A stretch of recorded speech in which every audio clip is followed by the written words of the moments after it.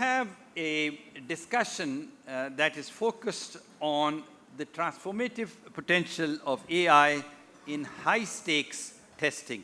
But I think we're going to generalize it a little bit and talk about the lesser higher stakes testing, because any test that a child takes is pretty much high stakes for that kid over there.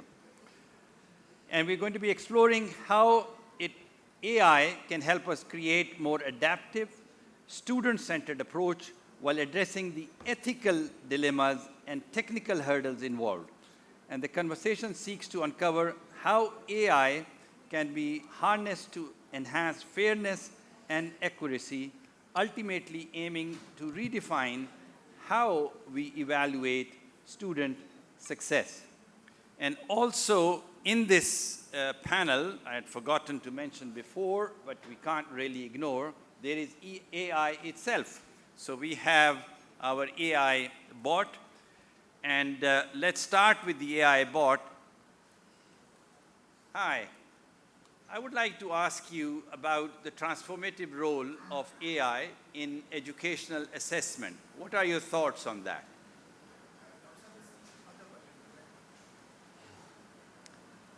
Hi, I'd like to talk to you about the transformative potential of AI in educational assessment. What are your thoughts on that?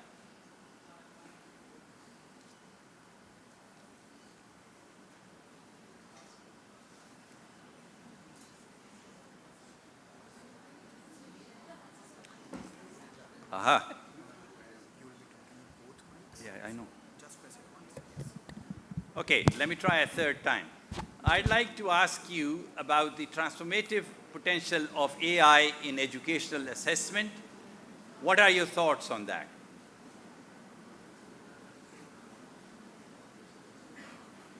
AI has incredible potential. It can tailor assessments to individual learning styles, provide real-time feedback, and analyze data for better insights. This can lead to more effective learning and improved outcomes for students. Okay, so let me start with Catherine here and talk to her about adaptive learning and assessment, and in what ways can AI help redefine essentially testing to focus on individual growth. What are the opportunities here? Yeah, thanks, Sahel. So I think we are very used to a one-size-fits-all assessment system. So, I'm very familiar with the British system, and we do 2 years of international GCSE, and then we do our examinations, and then we do 2 years of A-level, and then we do our examinations.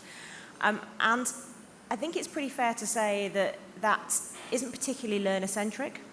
It isn't something that that fits all learners. And I think we're looking at a future whereby we can move using AI to a type of assessment at the end of course, or indeed in the middle of the course, but specifically at the end of the course, whereby you can test students when they're ready. So you can take different groups of students, perhaps move them on different pathways. You test them when they're ready. And imagine a world where you have an examination whereby the student sits down at the computer screen and they're given a question. And based on the answer to that question, then it gives them a personalised next question, and then a personalised next question. And it automatically adjusts to the standard of the student. If you have a situation where the student answers a question incorrectly, and it looks like there's a misconception there, then perhaps the AI can ask another question on the same topic to check that misconception, and have they, give them a second chance. Is that a real misconception, or have they just got the answer a little bit off beam? And so I think what the AI can do is kind of like really guide the student through and really have a look at what they've learned. And I think that's really powerful. And I think it's got kind of wide-ranging potential, because no longer will we have 2 years of curriculum and then assessment. Perhaps, one day in January, your students might be ready. So that student can go in for whatever assessment they need to go in for. And maybe the next month then some other students are a bit more ready and they can go in. And so it threatens to, and we are talking a few years in the future, you know, I mean, I don't think this is going to be, in 2 or 3 years, but a few years into the future, then you could see a world where we rip up the idea of that kind of September to July school year. Okay, so we have perhaps some students in the audience. Can you sort of wave your hands and let's see, are you there? How many students out there? Okay, how many of you like this idea of adaptive testing and sort of testing when you are ready? Ah, okay. There are some and the others perhaps unsure. Okay, good. So let me go to Ismail over here and talk to him a little further about adaptivity and personalization and ask him, can AI-based adaptive testing truly capture a student's potential, especially for students with different learning paces or special needs? Ismail, are you there? Yes, I am. I hope you can hear me and see me. Yes, we can see you and we can hear you. Okay, thank you. First of all, Dr. Suhail, good afternoon, everyone. Greetings from Dubai. Apologies, I was not able to attend physically. But I would like to start by thanking the event organizers for bringing us all together to this important conversation. I'm really grateful for this opportunity to be here with you today. Thanks to the technology, and I hope my connection doesn't go bad. I would also like to thank Dr. Suhail for moderating this session and my fellow panelists, in addition to everyone in the audience for joining us today. I would like to say hi to my colleagues from our Cambridge office in Pakistan, our director, country director, Ozma Youssef, and her team. So this is actually a very important question. And I do believe that there is a potential for customization. There is no doubt that AI's ability to adjust difficulty and pacing allows it to meet students where they are actually. Here we're talking about differentiation. So if you ask many teachers in schools, like what is the most important challenge, some of them will probably say it's a differentiation. So we have students at different levels, and I believe AI testing here could resolve this issue. However, for some students who learn at different paces or have specific learning needs, this adaptability can create some challenges. So I'm here talking specifically about those students who have deep learning challenges or special needs. So capturing the potential of students with specific learning disabilities or cognitive needs can be difficult. And this is because mainly all the AI models are often based on typical learning patterns. And in this case, I think accessibility is really important. So while developing those AI tools, those AI amazing tools, I think if it is developed with accessibility in mind, our AI adaptive testing could identify unique learning needs early on. And this would allow for tailored interventions and resources. It requires definitely a commitment to inclusive data and frequent adjustments to ensure that all of those adaptive tests capture diverse learning profiles accurately. So to summarize, Dr. Suhail, I would say there is a potential for customization. Definitely those kind of AI-based adaptive testing would help the majority of the students when it comes to differentiation and those students who are actually learning independently. But for some other students who have like special needs or like have some cognitive learning difficulties, I would say, it would be difficult for them, but with accessibility in mind, I think this could be resolved. So thank you. Back to you, Great. Dr. Said. Thank you, Ismail. I have a couple of questions for Ian. Not underestimating the intelligence of these students over here and the type and degree of excuses that they can come up to get out of a test. Can AI help you decipher what is going on in the kid's head and what is going on? And the second question would be related to that. How can AI support personalized testing pathways while ensuring consistency and fairness in test difficulty across different student experiences? Thank you, Dr. Naqvi, for the 2 questions. You're testing my memory as well, because yes. Of course now, with the use of AI, I think many of us have stopped using our brain cells. I think one thing that we have to actually look at when we look at AI is that AI is designed as a tool to support education. It's not there to replace education. And I think that's what many of us forget at the end of the day.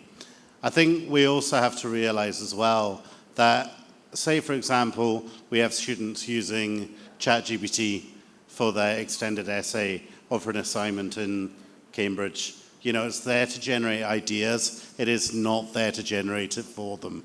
So one of our responsibilities as educators is to ensure that we teach them ethical responsibility and ethical use of technology within the classroom and beyond, which is one of the most important points. Because, you know, we live in a new generation, the Gen X, the Gen Z, you know, and the Gen Alpha generation. And the children today are totally different. You know, they live on their smartphones. They spend 98% of their time on technology rather than communicating with friends or communicating with family. So times have changed. And my question to you, Dr. Naqvi, okay. on the way back will be, how has education adapted to the changes, the very fast changes coming in with AI, with technology, with COVID? Have we really kept up? My answer to that would be no. Secondly, with, you know, AI, are we introducing it too quickly into schools when we don't have the expertise necessary within not only Pakistan but beyond to actually do it? Because having been the session manager for the AI in education this morning, one of the main points that came up from all panelists was the lack of teacher training when it came down to AI in education. Now, I believe that, you know, many of the students here know a lot more about AI than we do. And I think until we actually upskill our own current workforce, then actually this conversation in many respects is a very difficult one to have. So that's why I'm throwing the question back to you also. Thank you. Thank you. I believe that we are in a fast-flowing river that we cannot stop or divert. The AI is here, the kids have it, we have it, and so let's talk about the future with AI. And in that brave new world, assessment is about looking at what you would like them to know, what you would like them to have learned, and to determine whether they have learned that or not. So I'd like to ask Emily, that does the world of AI change that fundamental question about assessment, about what we are assessing? I'm not convinced. I think one of my favorite... You have to speak into the mic a little bit. Yeah, one of my favorite quotes about AI is, artificial intelligence is neither artificial nor intelligent. It's designed by humans, it's programmed by humans, it's used by humans. It is a human tool, like Ian said, it is a tool that we can use. So whilst it might be able to generate ideas, they are still the ideas that have been input by human beings. And any assessment that we do will just be a reflection of what we input into it. So I think there's a lot of research coming out to show that AI can be an excellent tool and an excellent apprentice but we still have to take ownership of being the experts. We have the expertise, and as long as we can tailor what we're putting into it, then we can do great things with it. But if we put garbage in, we're going to get garbage out. Great. Can we add on? Yeah, please go ahead, Catherine. Yeah, just to add on to that, I think in terms of kind of what we assess, as adults in the room, students, you're not included in this, but as adults in the room, we're the transition generation, right? So we've grown up with the body of knowledge that's needed, and we've learned to learn, which is what, I think somebody said this yesterday, it's what education is, it's learning to learn. So we've grown up with this, and then this wonderful tool has come, which we can use that. We can take what we know, and we can use that to supplement, and that's great. I worry that the next generation will not develop that body of knowledge. They'll not learn how to learn unless we're very careful. And they could end up being super reliant on AI. And that's really worrying. And so in terms of kind of what we assess, how we assess, then counterintuitively almost, I think it really shows the need for high stakes assessment. So I think that's really important, that kind of, the testing of kind of the skills they have, the knowledge they have, maybe less the knowledge, but the skills, and testing that they've actually gone through the learning process is really super important. And I can see a world in which you have high stakes assessment, but of course, maybe we need to look at a second part being more of an open book examination, which looks at how students are using AI and how they can prompt engineer. And so I don't think those two things are mutually exclusive. I don't think that we kind of, it's an either or. But I think the future, we need to kind of like start to bring in the idea of open book and how and testing kind of how students are using the AI and make sure that they're using it responsibly as well. Okay, for the students out there, what Catherine just said, let me break it up and describe it to you from my experience of university, because I went to university before the internet, if you can imagine such a time. And I was given an open book exam once. And we sat there for 2 hours and nothing happened. So the instructor said, okay, why don't you just take it home with you? So we went and took it home and spent the whole weekend. I spent, days and nights at the library trying to figure out that problem. So I think this AI may be heading you into trouble over here. But I think, it's actually very interesting at the end of the day, because I think looking at the future of the different exam boards, how they're switching to a more online, exam system, both for the Cambridge and for Pearson and for IB, because they know the change in the demographics of the students globally and the skill set as well. Now, when it comes to that, of course, we had a very interesting conversation about this, about every child being different. And I think this is one of the key things about assessment. At the moment, how all children are assessed, we treat them like they're all the same. And that's not fair, right? Every child in this room and globally is different. And, I think we also have to remember the difference between skills versus knowledge as well. And that's something that we do forget when we're looking at assessments, that we do that one-size-fits-all approach, and that no longer works. So I think, all organizations are actually looking at different ways to actually do that. Now, to take that into research as well, one of the original gurus of assessment for Cambridge originally was Dylan William, who wrote Inside the Black Box back many, many years ago.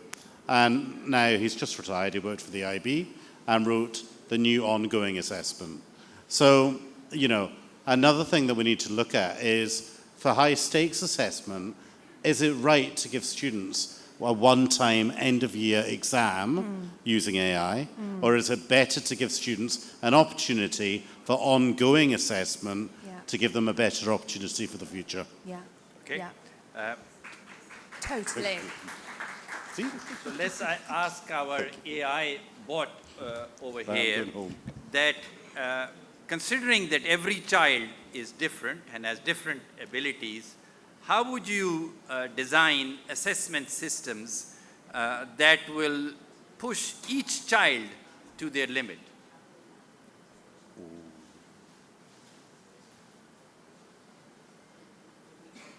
Great question.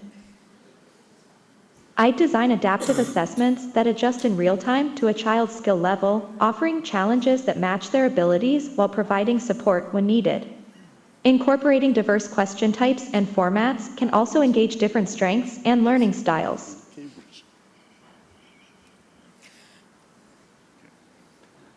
Okay, so let me go back to Ismail over here and ask him, what role should educators and policymakers play in setting ethical boundaries for AI-driven testing? Yeah, thank you for this question. It's a great question, really. And a lot of people, a lot of educators and experts from different big organizations have been discussing this. In my opinion, I think data privacy would be number one. So protecting students' data, the most important thing for this when it is developed that students' privacy and students' data are not used and abused. So, and in this case, I would say we will have to have like some standards and regulations. So policymakers should really establish standards for data privacy, consent, and acceptable monitoring practices. This is really important. Another important thing, in my opinion, is having also like some guidelines to monitor everything. So creating those guidelines that reflect on the educational values and our involvement as educators or as policymakers in this case is to really ensure that AI-driven tests prioritize learning outcomes and learning objectives in general. And one last point, Dr. Suhail, is regular audits. So yes, we need to protect the data privacy of the students. This is crucial. We need to have like specific guidelines to oversee the development process, but we will need also to have regular audits and some quality assurance in place. So to summarize, it's data privacy, creating guidelines, and regular audits. Thank you. Okay, on to Emily, and talking about language. Now, with technology, we have the ability to actually separate language from what we want to assess. So if it was a chemistry or a computer exam or whatever, we have the ability to take actually the exam in any language. Mm-hmm.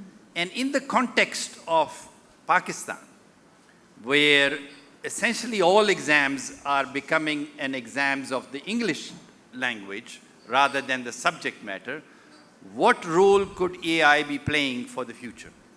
I think this is a real benefit of AI, that it can provide these translations for students, it can provide support for students who are perhaps studying in their second, third, fourth language. So if they're being tested in maths, they can actually answer the maths rather than having to understand the language wrapped around the maths. So I think that's really, really important and very, very useful. But not just for those written languages, also for sign languages or for students who maybe have visual impairments, etc. All of those different kind of access needs, I think AI can play a very important part to ensure that there's proper inclusion. But I would just also say that the language that's input into the AI also has to be inclusive. So we're not just prioritizing the one standard language group. So for example, in English, my English is not standard because I'm from the north and I say bus rather than bus. I say London rather than London. So I don't have a standard RP accent. So we do need to make sure that regional languages and minoritized languages are also captured to make sure that it's truly inclusive. Great. Ian. And Scottish, of course. Sorry, Ian. Yeah, Ian, as I was somebody going to from say, what do you do with the Scottish? yeah, as somebody from Scotland, what's your take on language and the Queen's English writing everything over here? Well, you know, I'm in between two ladies who, of course, are from the north of England, so actually can't speak English at all. And actually, the Queen's English is actually from Scotland. Historically, if people didn't know it, it actually comes from Edinburgh, my home city. So I'm the only one who can speak English here. No, actually, one of the downsides of AI is the language, you know, requisite, what's the word? Understanding. Yeah. You know, so if I go into my Scottish accent properly, so ye banks and brazen one you do can you bloom say fresh and fair. None of you understand a word I'm saying. But neither does AI, right? So it is a downside that AI still needs to adapt to certain languages of certain people. And I've seen from my teachers at TNS using AI, you know, in Punjabi accents, it just doesn't understand them at all, right? Because they switch. You know, in Pakistan, we translanguage. We switch language. So you go, how are you today? TK, right? Now you've just confused the whole thing, yeah? And that's one thing that we need to actually adapt with AI. But don't we need a smarter system then? I mean, what's the problem with those languages? I think, thank you, Sahel, for putting me on the spot for that one. No, but actually, at the end of the day, there are programs out there that actually can switch between the languages, and Google is doing a very good job with that at the moment. And I think, you know, with the different tools coming out, it will be tri-bilingual and be able to translanguage as we go. Okay, so taking this issue a little further and sort of delving a little deeper into biases, AI is able to respond because it is trained on something. Now the training for the data that is there for training is not coming from Pakistan. So how will that impact the future of the use of AI in assessments? Yeah, there's quite a lot of examples, isn't there, of AI being trained on data sets and then the data sets themselves being not appropriate for that group. And it isn't just by country. So I think there was a study done in somewhere like Pennsylvania where the data set was trained on suburban students and it didn't fit the learning style of the students in the city centre, and nor did it fit rural students. So it is a real problem, and I think it's a challenge that we are going to have to overcome. I mean, the classic one, I think there was when AI first came out, then there was a university, I think in the UK, that was asking AI to look at patterns and decide who to admit into medical school. And because fewer females have been admitted into medical school historically, then the AI learned that as a pattern and told the admissions tutors not to admit females into medical school. So it is a real problem. In terms of kind of that bias that it shows, I mean, I think that's something that future iterations of AI will get better at, and we just have to train it on a very diverse range of data types. I think in terms of kind of just flipping it a bit and talking about bias within assessments, then in terms of thinking about how we might start to use AI in the examination system, then actually I think it can be used to take the bias out of the system, in a sense. So we've got AI routinely, and this is kind of in testing, it's not being used at the moment, but for Pearson Edexcel, then we know that we can quite accurately mark essay questions, and the AI will not show any bias towards it. Now, try as we might using human markers, then they always show some form of bias. And of course, you put an essay in front of 3 or 4 human markers, you're likely to get a slightly different mark each time. And so actually there's potential there for AI to kind of remove some of the bias from the assessment system. Great. Ian? I think there's a bias that we haven't thought about here as well. Because look, Pakistan is at the forefront in many respects of AI integration and AI development. So for example, one of the first AI teacher bots was actually created in Karachi last year, which is incredible. You know, the work of people such as Mona Sriman, etc., who started off with Dukan and is now working with the Chinese with Alipay, etc. It's fantastic. You've got the Netsol with the Gauris, which the work they're doing with AI is going to, you know, expand Pakistan's reach. However, we're forgetting one thing, right? We're talking about the benefits of AI, but we're also missing out that, you know, 27.7% of Pakistani children are not in education. Mm-hmm. We also have to remember that over 50% do not have access mm-hmm. to the internet, let alone Chromebooks or laptops. So therefore, if we are talking about the future of AI, currently, as it stands, even with the Prime Minister's laptop scheme, you know, the issue behind that is we're still looking at the elite only of Pakistan and not Pakistan as a country. And this is something that we need to all look at as different boards to ensure equality of education for all across Pakistan. Very good, thanks. Ismail, taking this issue of bias a little bit further, what safeguards are necessary to ensure that AI doesn't inadvertently disadvantage certain student populations? Yeah, thank you. I agree with everyone, and I agree with everything that was just said about how results could be biased. So I think to resolve such issues, we should start looking at transparency in algorithms and results. So making sure that those algorithms and their results are transparent to educators, students, parents, all the policymakers, just to help identify those potential issues at an early stage. Another thing is actually we have to keep monitoring and get real-life data from those tools, because getting those real-life feedback, the feedback and the data, analyzing them regularly, it will help us monitor the performance across different demographics. And it will also help identify whether a certain group is affected by some of those AI decisions.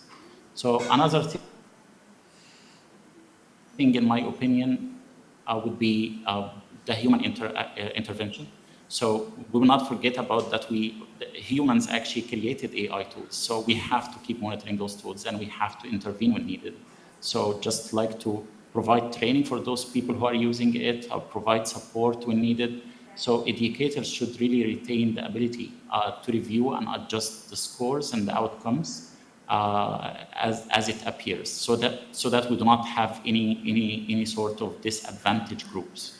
So to summarize again, I think transparency in algorithms and results, it's really important while creating those tools.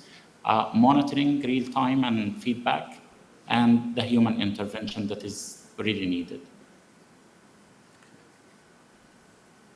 So let's ask our bot here that since AI knows everything and it can solve any problem and any question, what is the future of learning for humans? Where should humans be focusing on?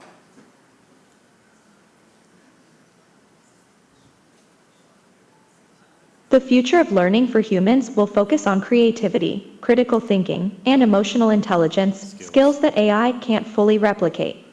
Humans should embrace lifelong learning, collaboration, and adaptability to thrive alongside AI technology. It's all about enhancing our unique abilities. Pretty smart answer there. So let's ask our panelists over here, what are their thoughts on this crucial issue?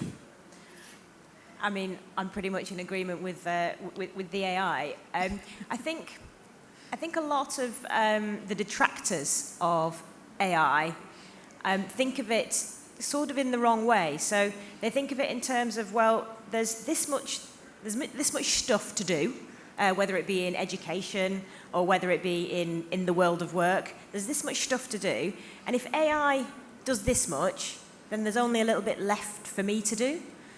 And I think it's really important to flip it, right? Because it isn't about what's left, it's what more can you do if much of the menial stuff is done by AI. So can we take ourselves to new levels of creativity, new levels of critical thinking? If all of that kind of relatively mundane stuff is done by the AI. So I think just a plea really, embrace it and let's see what more we can do using that to help us as a tool. Can I just... Yeah, go ahead. As a note of warning, as a teacher, there's research coming out of Harvard to say that AI is better than us. There's a research paper that's currently peer review that has come out to say that in terms of knowledge teaching, AI is performing better in this specific study. So it's still very limited and there's still much more to do.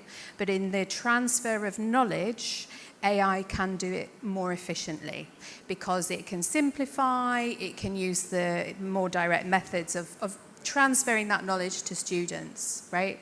But that's only knowledge transfer. And what Catherine said there, I think, is really important. That application and the creativity involved afterwards and how you use that or what you then do with that knowledge, that we're not testing enough. And I do think that is where humans still definitely have that major part to play.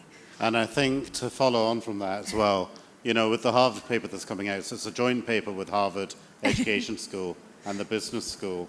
And, it's a discussion that we were having, that of course AI is going to have more knowledge than us. It's a walking dictionary, it's a walking encyclopedia, Wikipedia, Netflix, all in one. However, one thing that I said at the start is skills versus knowledge. Exactly. Right? And it needs to go back to that because at the end of the day, right, it's our job as educators here and for the students here to ensure that our students know different ways to be creative, different ways to be communicators. And, this is the core skills that we need to teach in school, along with the knowledge for them to succeed. Because if you look at the 2024 World Economic Forum results that came out for employers, right, yes, it shows that you need to have digital literacy, etc., but it shows all the other skills that you need to have, including customer focus skills, including negotiation skills, all these different skills that were not included 5 years ago. So yes, AI has taken over in terms of the knowledge and the content aspect, but it will never... I feel like Braveheart. If anyone's seen that film, they'll never take our freedom, right? They will never be able to take the human element away from AI, from us. Great. I think I want to build on a little bit of what Catherine was saying and to treat AI and the availability of all of knowledge as a liberating factor and to think all of this little stuff that we talked about can be done. So how do we challenge the human to actually start playing the human role of the ultimate reflection of the creator, and in terms of their creativity and emotional quotient development, its relationship to humans, do we need to have a rethink of education itself? Probably. Yeah, I'm for that. Yeah, I mean, what is the purpose of education? I think that's the question. Do we want to educate our children or do we want to school them? Do we want to create creative, thoughtful individuals, or just people who can rote learn and recite? So what's the purpose of the education system, I think, is the question to be answered there. And can AI, as I mentioned earlier, can AI assess a philosophy essay as well as it can a maths paper? You know, we need to also be thinking about what exactly we're focusing on in terms of subjects as well. Okay.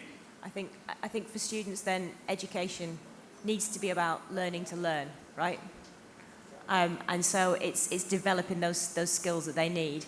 And yes, I think the education system, as is set up at the moment, probably isn't quite fit for purpose for that. It's a high volume juggernaut, and yeah, I think AI will start to help us start to make those changes. Great. Well, we have now headed into the question-answer session, when we have the first question here for Catherine. And of course, it's about the open book exams. Yeah.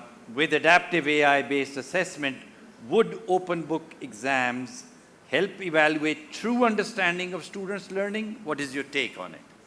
Yeah. Okay. So it's a great question. And coming back to your example, Sahel, of the nightmare of the open book.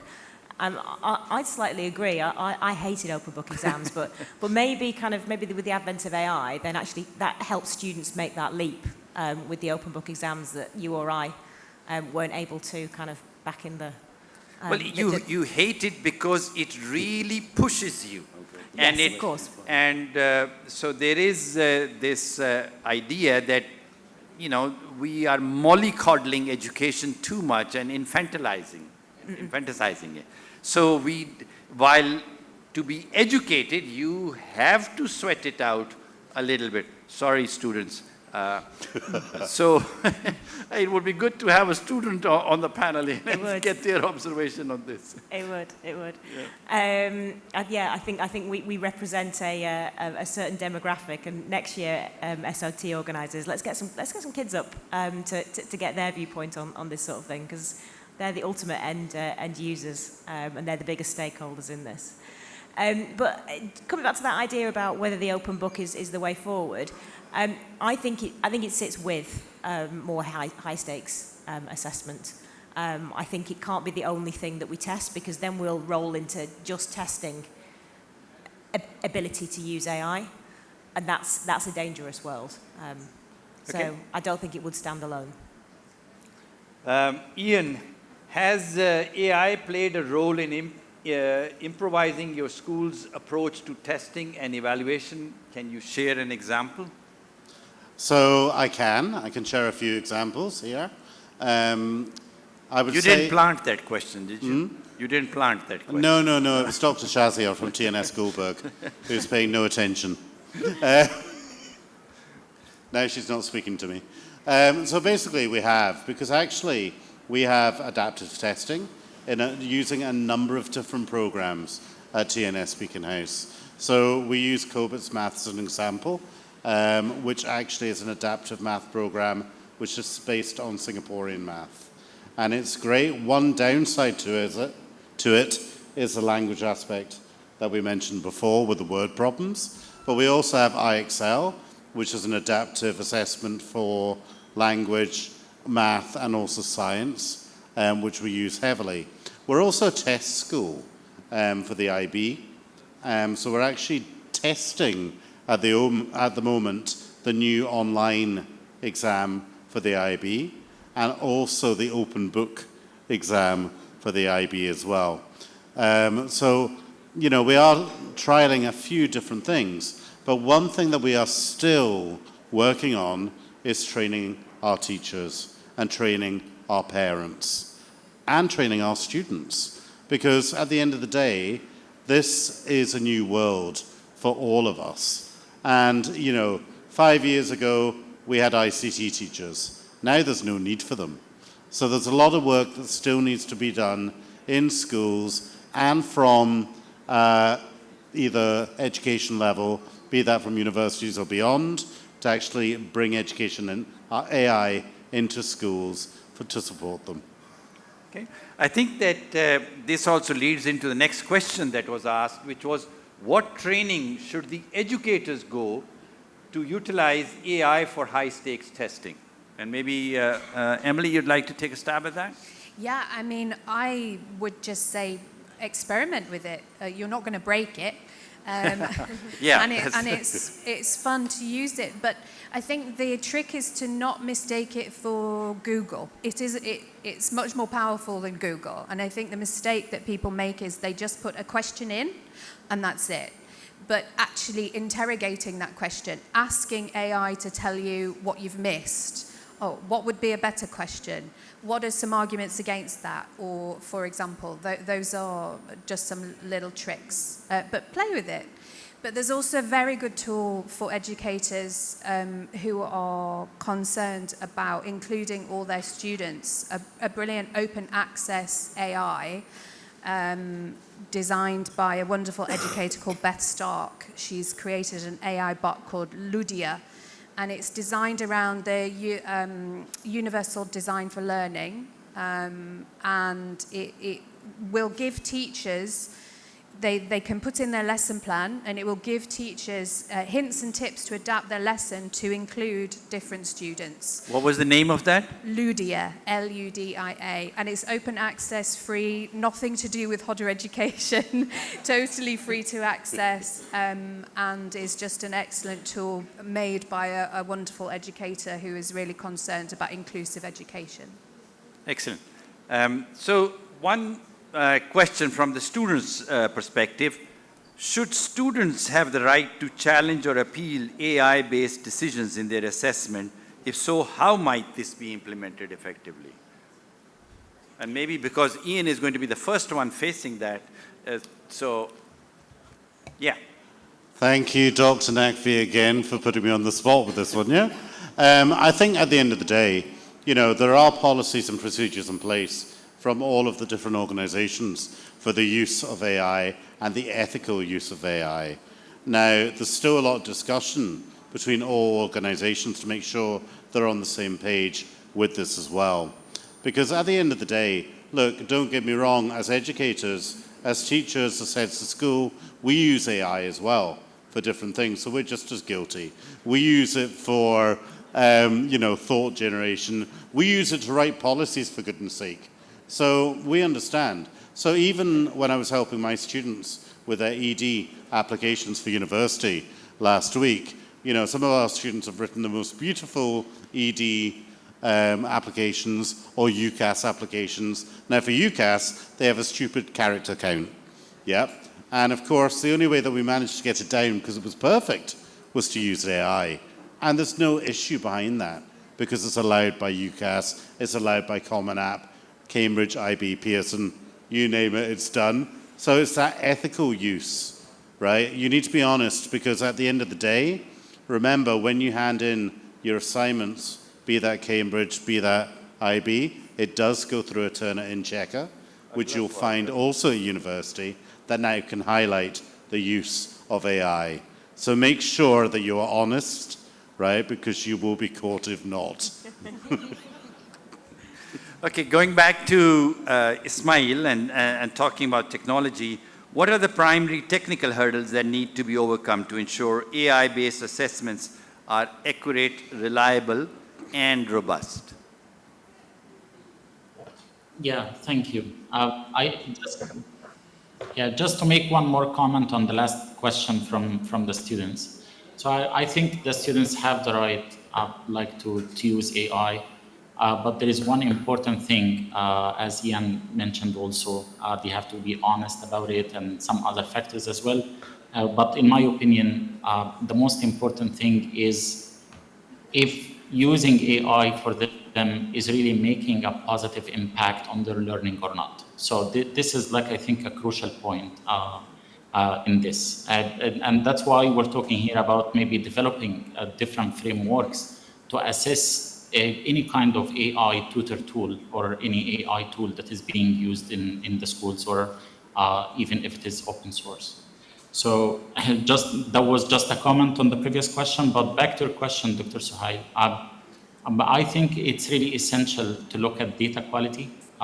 This is really important. So because one of the major challenges in ensuring that the data used to train AI models is high quality and representative of diverse student populations. This is really important.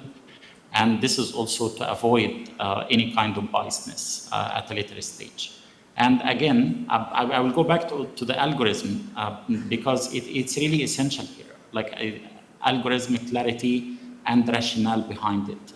This is important because the people who are actually developing those AI tools, I don't know, like I don't know if some of them are educators or like they talk to educators when they are developing those educational tools. I'm talking about the educational tools in particular.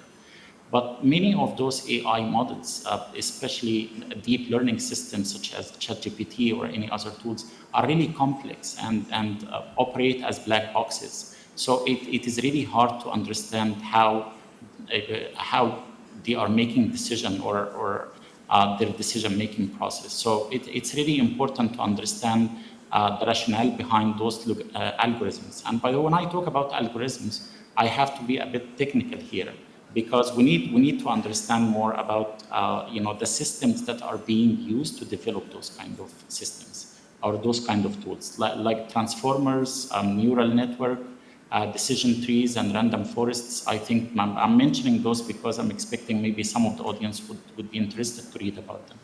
And the last point to answer this question is the consistency. Consistency across devices and environments, just to make sure that like students have, all different types of students actually have tested environments, so it is not a challenge for them to use any kind of device in any environment. So yeah, that's it. Thank you. Thank you. So let's go back to our bot here and ask the question, can an AI assessment ever be wrong? What is research telling us? And what should we do if it is wrong?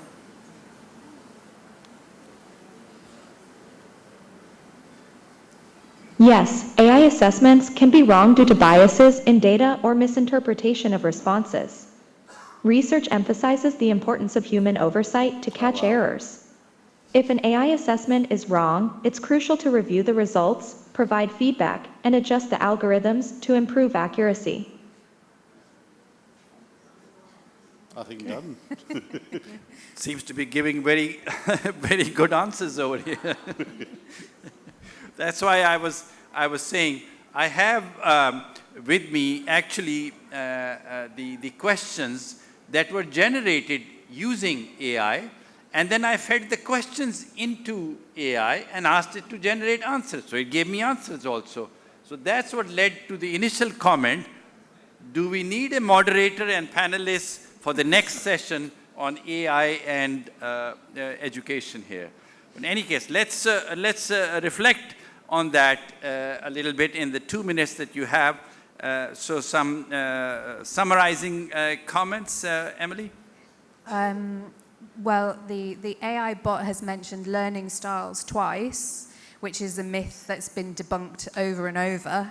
So I wouldn't put all of my faith in what AI is delivering right now. Okay. Ian? Teachers will always have a job. You are educationalists. You are the people of the future. You will not be replaced for the next 50 years. Watch this space.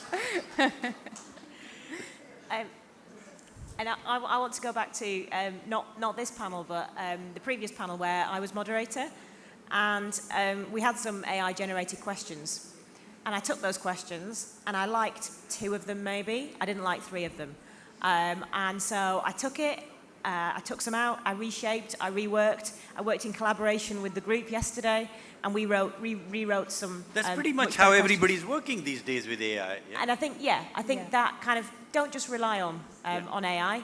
Put the questions in, and then we had the list that came out, and like, fine. There's a lot of human creativity that builds on AI that AI at the moment cannot replicate. Okay. And Ismail, I understand that you're doing some interesting work that you would like to share with us on the future of AI and assessment.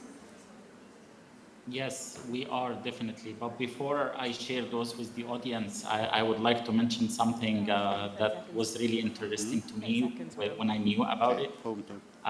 So I didn't really know that one single query on a ChatGPT, for example, would consume an energy between 10 to 100 watts per second. This is really huge. And the carbon footprint for one single query on ChatGPT is actually has an effect of 10 to 50 grams of carbon dioxide. So I was amazed at myself when I knew that. So that's why I decided to share it with everyone. It's important. Yes, of course it is important. So ChatGPT is amazing. Sorry, like AI tools, all of the AI tools, not just ChatGPT. They are amazing tools, but they have a huge impact on the environment. Like we cannot forget about this. So back to your question, apologies. So yes, at Cambridge actually it's really... And 30 seconds only, please. 20 seconds. Okay. So yes, at Cambridge we're developing a couple of things. Things are under development at the moment, so nothing complete yet. But yes, Cambridge is leveraging artificial intelligence to enhance assessment content development. And this is being done by utilizing our extensive an archive of exam level questions. Also, like we're incorporating the Cambridge IP, including the syllabi, schemes of work, and teacher guides.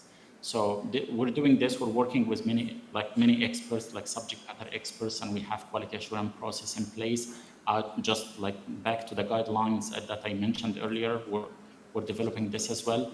The other thing is the AI teaching assistance that is being developed at the moment, and this is like designed to support key teaching activities such as lesson planning, differentiation strategies that I talked about it when I answered your first question, Dr. Said, and also like resource recommendations. The last thing and the most important thing for me, because I'm personally part of this implementation plan, we do have an AI implementation support strategy. So we're collaborating with different ministry partners across the globe. So here, for example, like in the MENA region, I work personally with some of those Ministry of Education partners to develop evaluation frameworks for the AI edtech product. So we're actually really interested to know what is the impact on the students' learning. Because yes, we can talk about AI for decades, but if it doesn't have an impact, a positive impact on the students' learning, then it might not be helpful for them, maybe at a later stage of their life. Thank you. Yeah, this is just in summary what Cambridge is working on at the moment. Thank you very much. Thank you, Ismail. Thank you, Catherine, Ian, Emily, and of course our bot over here. I think we can conclude by saying that the only constant is change. AI has opened a wonderful new world, pushing the boundaries up of what human capabilities are, which we know are endless. And as educators, I think it's a great new world that we'll be looking at. Thank you, everybody, and thank you for School of Tomorrow for this opportunity here. Thank you.